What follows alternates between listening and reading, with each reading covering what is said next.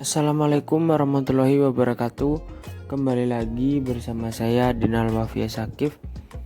Di sini saya akan menjelaskan atau memberikan kesimpulan tentang webinar AgriTalk seri 1 yang dilaksanakan pada tanggal 20 Mei 2020 tepatnya di hari Rabu via Zoom meeting.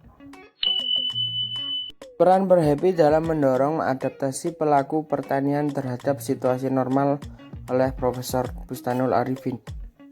Pokok bahasanya adalah update kinerja perekonomian Indonesia, lintas sejarah Berhappy dalam perekonomian Indonesia, era pertanian modern ditandai pandemi COVID-19 dengan menutup rekomendasi dan reposisi kebijakan, serta risiko rantai nilai pangan yang kian menurun. Tahun 2020 perekonomian Indonesia pada kuartil 1 hanya 2,97%, padahal PSBB baru diterapkan April 2020. Pertumbuhan pertanian rendah 0,02%, perdagangan 1,60%, konstruksi 2,90% dan pertambangan 0,43%.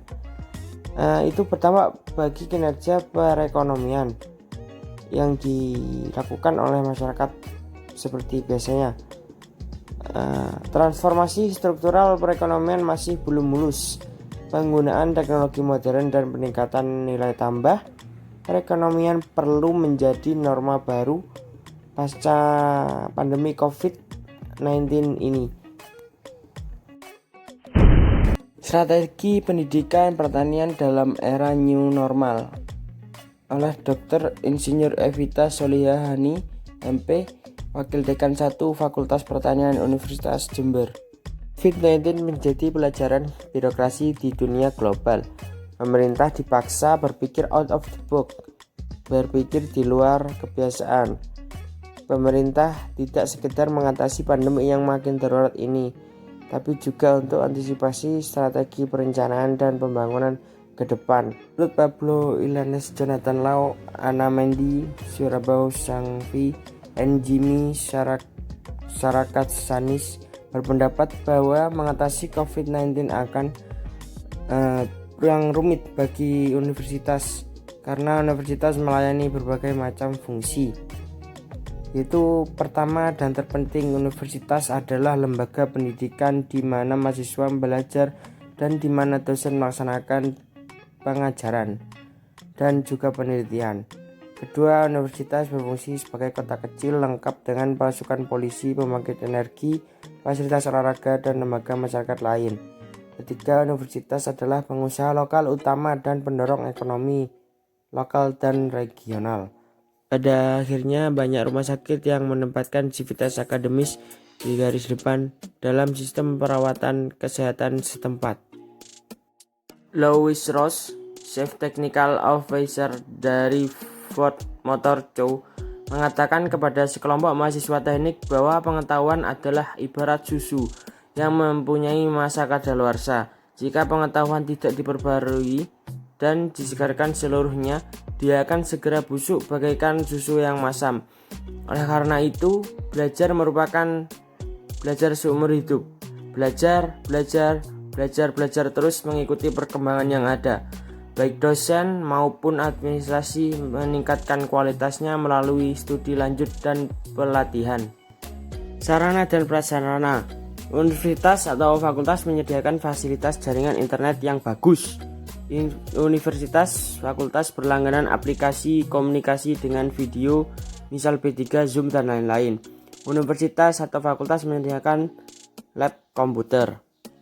Universitas atau fakultas membentuk Satgas COVID-19 untuk memantau kondisi kesehatan mahasiswa dan keluarga dosen dan juga karyawan yang bertugas.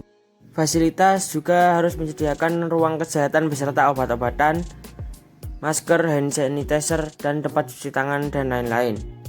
Kebijakan pertanian terkait penanganan pandemi COVID-19 bagi pelaku sektor pertanian oleh Insinyur Hadi Sulistyo, MM, Kepala Dinas Pertanian Provinsi Jawa Timur.